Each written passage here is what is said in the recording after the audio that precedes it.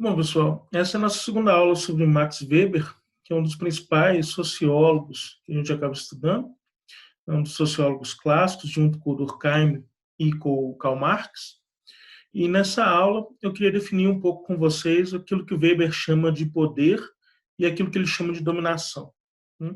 Então, se na primeira aula a gente definiu algumas diferenças existentes entre a definição do Durkheim de fato social e a definição weberiana de ação social, e conseguimos estabelecer que o Weber vai trabalhar com a ideia de tipos ideais e, portanto, a sociedade que ele imagina a partir desses tipos ideais.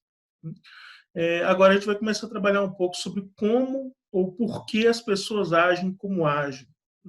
Talvez um dos importantes mistérios que a sociologia vai tentar se debruçar ali no final do século XIX e princípio do século XX. Bom, poder e dominação. O Weber ele vai definir poder como toda probabilidade de impor a própria vontade numa relação social, mesmo contra resistências. Significa que, para o Weber, o poder é a nossa capacidade de impor aquilo que a gente quer, mesmo se alguém não queira fazer o que nós queremos que ele faça.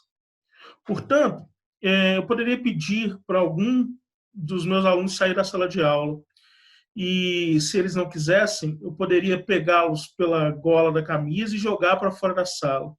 Eu posso fazer isso porque eu tenho poder para fazer isso. Eu tenho capacidade de impor a minha própria vontade, mesmo contra a vontade dos alunos, mesmo contra a vontade de uma pessoa mais fraca, por exemplo.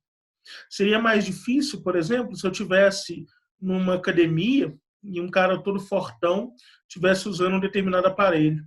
Se eu virar para esse cara e falar que sai daí porque eu quero usar o aparelho, eu não conseguiria impor a minha vontade ante a vontade dele, ante a resistência dele. Se eu e esse cara fortão brigássemos, muito provavelmente eu sairia na pior. Eu não conseguiria impor a minha vontade. Portanto, poder é a nossa capacidade de impor a nossa vontade, mesmo ante a resistência dos demais. Dominação vai ter um conceito diferente para o Weber. Dominação é a nossa probabilidade de encontrar obediência em uma ordem de determinado conteúdo. Significa que a dominação não necessita da imposição da sua vontade, mas sim da obediência de outrem. Eu convenço as outras pessoas a me obedecerem. Eu convenço as outras pessoas a partir de determinado argumento, que pode ser, por exemplo, o argumento da tradição. Gente, mas a gente sempre fez desse jeito, por que vocês vão fazer diferente nessa hora? Ou eu poderia convencer através do argumento legal. Eu posso dizer para alguém, mas aqui, no Estatuto do Colégio, ou na Constituição Federal, ou alguma coisa desse tipo, diz que a gente tem que fazer desse jeito aqui, senão a gente vai estar infringindo a lei. Então, eu estou impondo, eu estou conseguindo obediência, impondo a minha vontade aos outros, mas conseguindo essa obediência significa eu consigo atrair este outro para que ele me obedeça, independente de que eu tenha que impor a minha vontade através da força física ou através de outra força qualquer.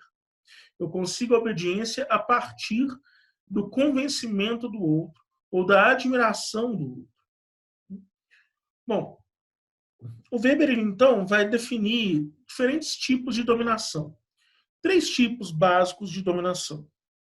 O primeiro tipo é a dominação tradicional, o segundo tipo, a dominação racional ou legal, e o terceiro tipo, a dominação carismática. Na dominação tradicional, ele vai citar o seguinte, ela vai dizer que a dominação tradicional é aquela baseada na crença cotidiana, na satisfação das tradições vigentes, desde sempre, e na legitimidade daqueles que, em virtude dessas tradições, representam a autoridade. Significa que as pessoas acreditam que a tradição é a melhor forma de manter a ordem, manter o governo. E que, portanto, a legitimidade do sujeito se dá através da tradição. A legitimidade das ideias, das formas de agir, se dá através da tradição. Imaginem o seguinte, uma das tradições que aqui na cidade a gente costuma ter é das turmas do terceiro ano fazerem dia D, né, se fantasiarem lá, geralmente na sexta-feira, uma vez por mês, para angariar fundos para formatura ou algo do tipo. Imagine que então vocês chegam e falam assim, olha, eu quero fazer dia D. Então, sexta-feira que vem eu quero fazer, vou lá na coordenação pedir para fazer. Na hora que você chega na coordenação e fala, ô, fulano, eu quero fazer dia D. E o cara vira e fala para você, olha, esse ano a gente não vai fazer dia D, não vai poder fazer. A primeira coisa que eu garanto que vocês vão dizer é, bom, mas os anos passados tiveram, há 5, 6 anos que se faz dia D, por que logo agora, logo nesse ano, quando eu vou poder fazer, vocês não querem deixar? Vocês estão, então, evocando a tradição para legitimizar a sua ação. Eu estou dizendo, olha, já que todo mundo fez ao longo de tanto tempo e nunca deu problema, por que é que eu não posso fazer esse ano? O que é que eu tenho de errado? Qual é o problema que eu apresento especificamente nesse ano? Então, baseado na crença cotidiana, na convivência cotidiana, na santidade e tradição vigente, uma coisa difícil de ser mudada, desde sempre, e na legitimidade daqueles que, em virtude dessa tradição representam. Então, se a gente for pegar a origem da tradição, aqui eu dei um exemplo para vocês poderiam rastrear o início disso. Qual foi o primeiro ano em que foi possível fazer dia D aqui na cidade? Mas eu poderia pegar uma tradição que vocês não poderiam rastrear quando ela passa a acontecer. Por exemplo, o governo de um determinado nobre. Eu não sei desde quando essa determinada família chegou nesse lugar. Eu não sei desde quando que essas terras são do fulano de tal. É muito difícil rastrear essas coisas mais subjetivas, mais alongadas no tempo. Bom, desde sempre, a família do fulano de tal governou essas terras. Eu não me lembro mais quando foi que eles começaram a governar. Eu só sei que eles governam. E por conta disso, porque eles sempre governam, eu vou respeitar o modelo de governo deles. Porque a tradição me manda respeitar esse modelo de governo. Bom, a dominação racional ou legal.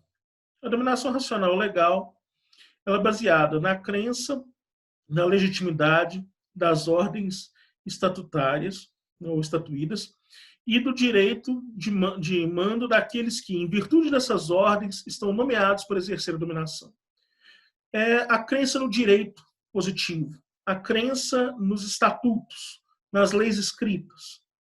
Então eu viro para você e digo assim, olha, fazer tal coisa essa semana. Você pode me dizer, olha, nós não podemos fazer tal coisa porque a Constituição proíbe. Ou vocês querem fazer alguma coisa no colégio. Eu quero fazer um piquenique aqui no colégio na hora do intervalo, isso vai se alongar por mais 2 ou 3 horários. Bom, está aqui no Estatuto do Colégio dizendo que você não pode fazer piquenique no colégio. Ou então, você pode me dizer, tá, mas eu não quero ir de uniforme. E aí eu te apresento o Estatuto do Colégio e digo, olha, está aqui no Estatuto que os alunos devem vir de uniforme. Eu estou usando, portanto, da dominação racional ou legal, a dominação baseada nos estatutos, para validar que você se sinta compelido, né, se sinta obediente a praticar essa norma. Uma vez que eu estabeleci isso com vocês, e vocês aceitaram essas ordens na medida em que entraram no colégio, ou que não tentaram mudar essas leis entrando na sociedade, fazendo parte da sociedade, significa que, de alguma maneira, elas devem ser válidas para a gente conseguir mediar a nossa vida, né? Para a gente conseguir viver em sociedade. E, claro, os representantes dessa legitimidade, como, por exemplo, os representantes dos 3 poderes, o legislativo, o executivo e o judiciário, cada um desses, eles vão ser representados, eles vão ter a força dessas leis. Eles estão ali porque eles foram eleitos com base num conjunto de regras eleitorais que foram antes, né, foram previamente estabelecidas, previamente as eleições estabelecidas, e uma vez que foram legitimamente cumpridas, o governo desses sujeitos é um governo legítimo. Portanto, é legitimado pela racionalidade legal, pelos estatutos legais. Então, esse é o modelo de dominação racional ou legal, quando eu convenço os outros a me obedecer através de argumentos como: isso está escrito nas leis. Olha, tem uma regra que é desse jeito. Ou, nas regras do jogo, a gente não pode, por exemplo, pegar a bola com a mão no meio do jogo de futebol. Isso tudo são formas de dominação legal ou racional. Bom, a dominação carismática vai ser o seguinte: ela é baseada na veneração extracotidiana da santidade, do poder heróico ou do caráter exemplar de uma pessoa e das ordens por essa reveladas ou criadas. Significa o quê? Primeiro, a dominação carismática ela é a única que precisa de um contato direto, ou da possibilidade desse contato direto, entre aqueles que dominam e aqueles que são dominados. Eu preciso, na dominação carismática, diferente da dominação tradicional e da dominação legal, conviver com aqueles sujeitos que eu domino, porque à medida que eu faço isso, eu renovo o meu domínio sobre essas pessoas, na medida que elas me admiram enquanto sujeito. Então, eu poderia exemplificar isso para vocês com um padre ou um pastor que está celebrando uma cerimônia religiosa. A convivência cotidiana dos sujeitos, né, dos fiéis, com essas figuras de autoridade religiosa é o que legitima, de certo modo, essa obediência que esses sujeitos têm.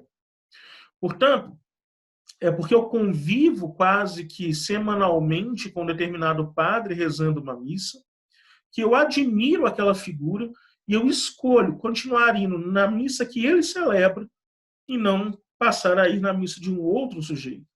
Né? Imagine que eu tenho, por exemplo, 4 ou 5 igrejas que celebram missa nos domingos às 9 da manhã aqui na cidade. Eu poderia ir em qualquer uma delas, mas eu vou naquela em que o padre eu mais admiro. Só um tipo de exemplo. Bom, a dominação carismática também poderia ser uma dominação do professor. Aquele professor que é um cara muito bacana, que vocês admiram porque ele tem uma didática fantástica, ou professor que tem um conteúdo muito bom, que sabe muito da matéria que ensina e que gera com isso a admiração dos alunos. Isso também seria uma forma de dominação carismática. Mas eu acho que vocês conseguem entender que na medida que você se afasta desse sujeito que domina, você vai aos poucos perdendo essa admiração, porque você entra em contato com outros sujeitos que na mesma área podem fazer tão bem ou até melhor do que o sujeito que você admirava inicialmente. É por isso que na dominação carismática é preciso ter uma renovação dessa dominação. Um político populista, por exemplo, precisa necessariamente conviver com o povo. E, principalmente nas democracias populistas, isso vai ser bastante exemplar, gerando situações bastante engraçadas quando a gente vai olhar, por exemplo, quando o Haddad e o Dória foram concorrer para a Prefeitura de São Paulo, quando o João Dória ganhou o Haddad, você tinha fotos fantásticas de ambos os lados. O Dória tentando morder um pastel de feira, com uma cara de nojo terrível, tentando tomar um café com leite, aquela cara horrorosa, né, do tipo, eu estou detestando esse café com leite. Em contrapartida, o Haddad jogando sinuca num boteco, como se ele fizesse aquilo todas as semanas. É claro que nem o João Dória comia pastel de feira toda semana e tomava café com leite, né, no meio de um boteco, e o Haddad também não jogava sinuca, né, toda semana com o povo. Né? Então, exemplos de dominação carismática que precisam sempre ser renovados. Bom, o Weber também vai dizer que essas três formas de dominação, elas vão gerar também formas de governo, elas vão prevalecer em determinadas formas de governo. Perceba, nenhuma forma de governo ela vai estar eximida de uma dessas formas de dominação. Não é porque em um determinado modelo de governo a dominação tradicional tende a prevalecer que as outras dominações também não vão estar presentes. Como eu disse, Weber trabalha com modelos tipo ideal. Então, em uma determinada forma de governo, a tradição vai ser aquilo que marca, legitima aquele governo. Mas isso não quer dizer que outras formas de dominação não possam ser usadas pelo governante. Vamos ver. Na dominação tradicional, a monarquia vai estar privilegiada.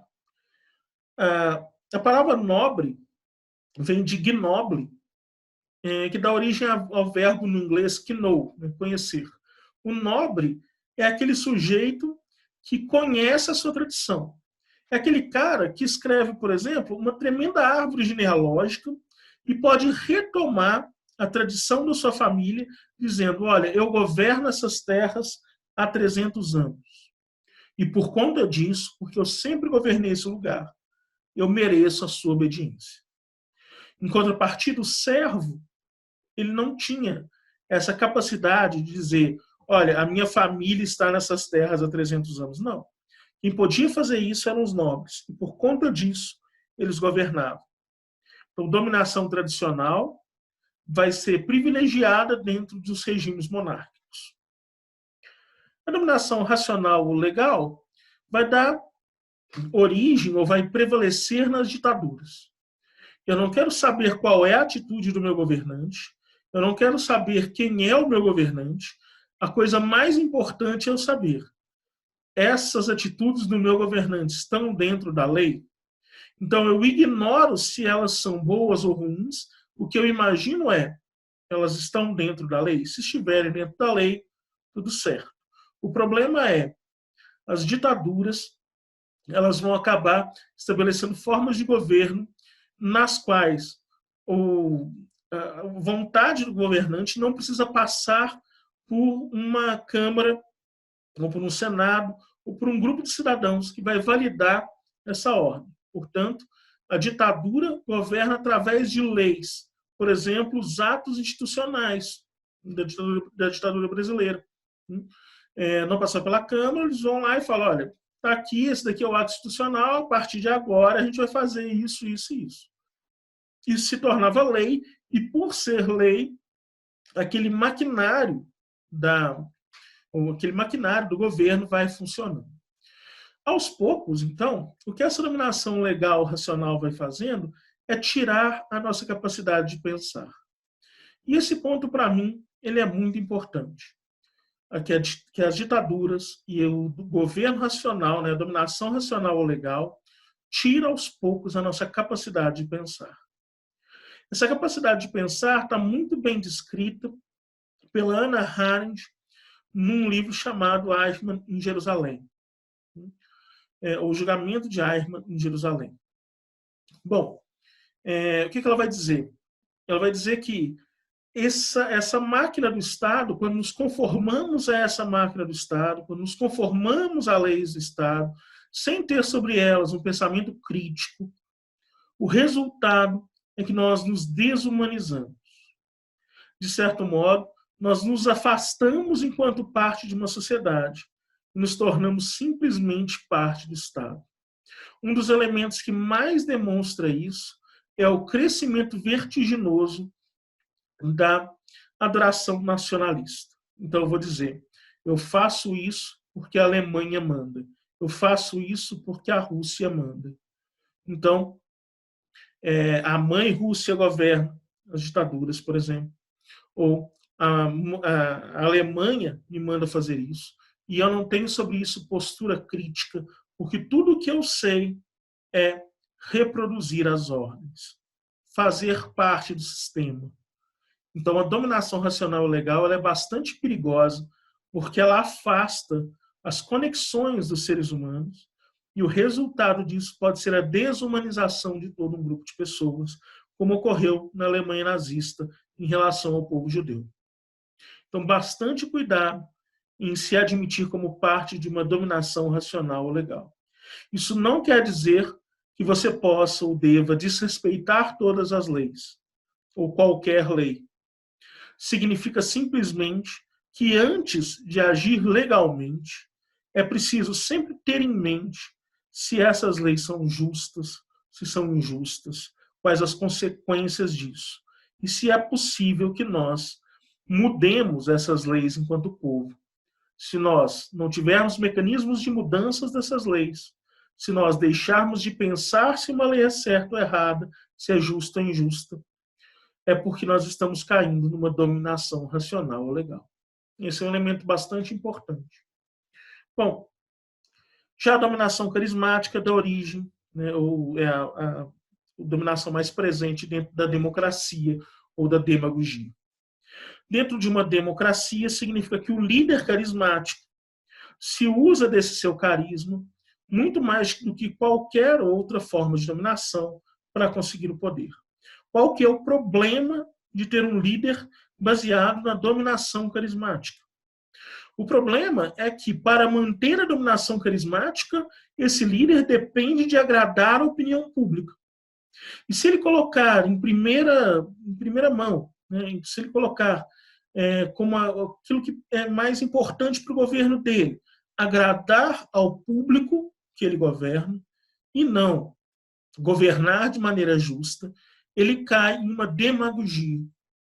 E isso resulta também em governos bastante ruins, em situações bastante difíceis para o povo. Eu queria ainda fazer uma pequena análise de alguns vídeos com vocês, mostrando essas três formas de dominação. Se tudo der certo, o YouTube não vai derrubar o vídeo que eu vou postar, mas se derrubar, a nossa aula termina por aqui.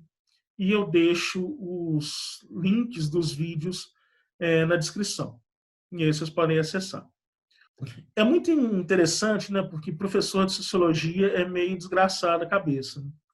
Eu fico assistindo série e pensando sobre, nossa, olha só, um bom exemplo de dominação tal do Weber. Nossa, que legal, um exemplo da crítica kantiana, esse tipo de coisa. Os 3 vídeos são sobre Game of Thrones. Vamos primeiro na dominação tradicional. Eu vou sair da tela e exibir o vídeo.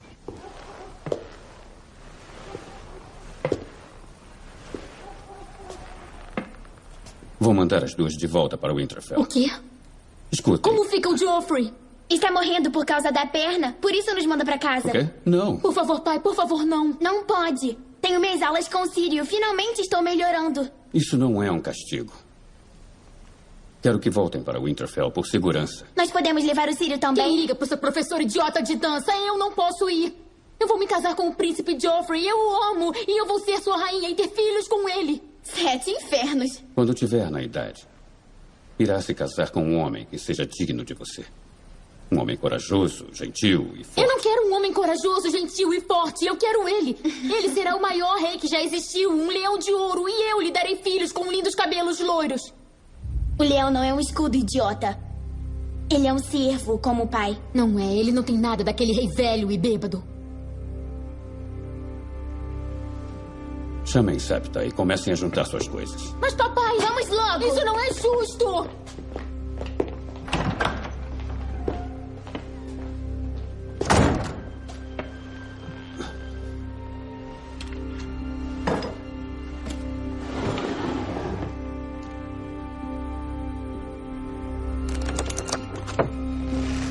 Linhagem e histórias das casas dos 7 reinos.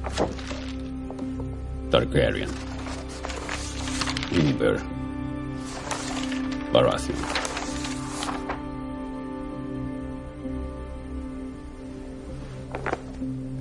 Lord Yoris Baratheon, cabelos negros.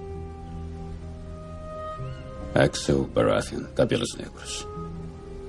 Lionel Baratheon, cabelos negros. Stefan Baratheon, cabelos negros. Casa Baratheon. Robert Baratheon, cabelos negros. Joffrey Baratheon, de cabelos loiros.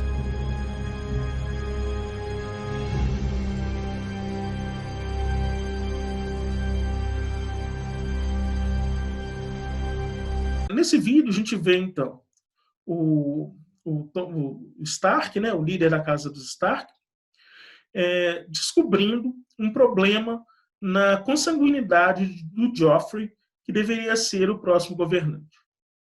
O que significa isso? Ele viu que, dentro de um regime monárquico de governo, há um problema na linha da tradição.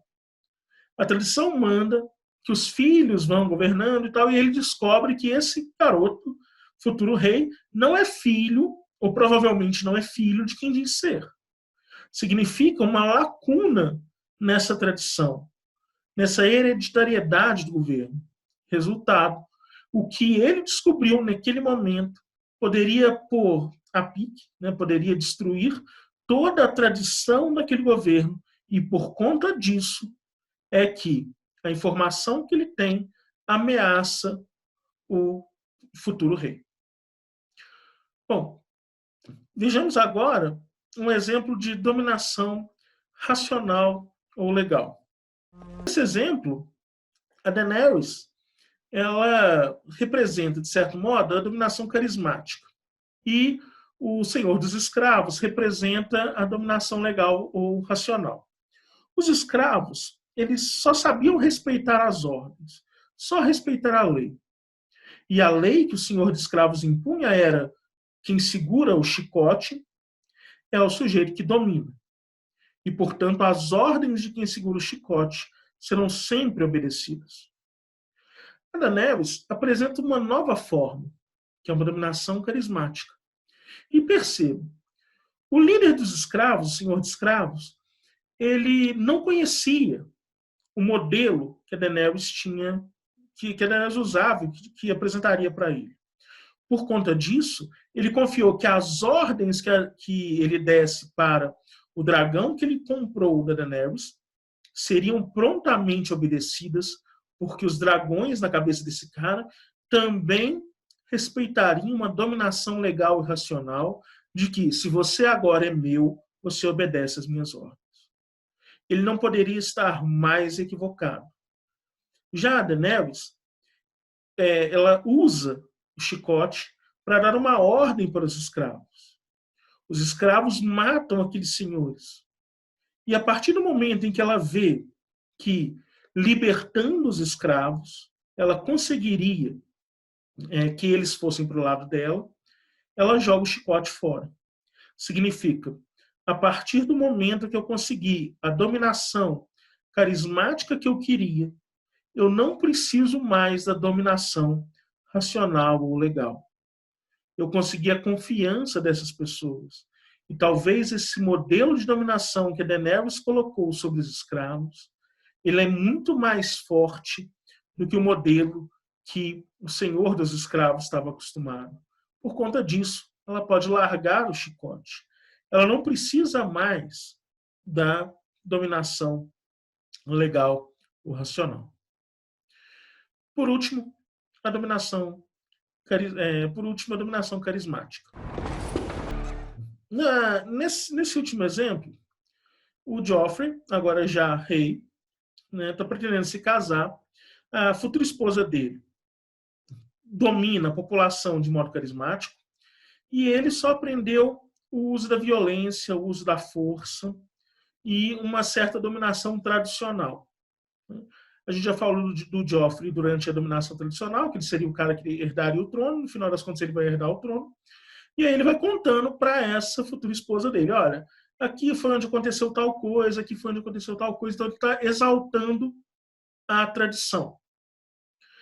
Bom, agora, a esposa dele se usa da dominação carismática. No final da cena, ela diz para eles se apresentarem para o povo, porque o povo pudesse vê-los. Como eu disse, um dos elementos importantes da dominação carismática é que se conviva com aquelas pessoas que serão dominadas. E é isso o que Joffrey e a futura esposa dele fazem. Quando ela ensina para ele que, acenando para o povo que, se mostrando para o povo admiraria, que ele não deveria temer o povo, o que ela está, de certo modo, começando a ensinar para ele é que a dominação carismática é um modelo de controle social possível, o que ele, por si só, não aprenderia de maneira alguma. Bom, com esses exemplos, eu espero que vocês tenham conseguido entender com bastante clareza quais são esses modelos, de que forma eles se apresentam na sociedade. De volta na próxima aula para falar um pouco sobre um outro livro do Weber, que seria A Ética Protestante e o Espírito do Capitalismo. Um abraço.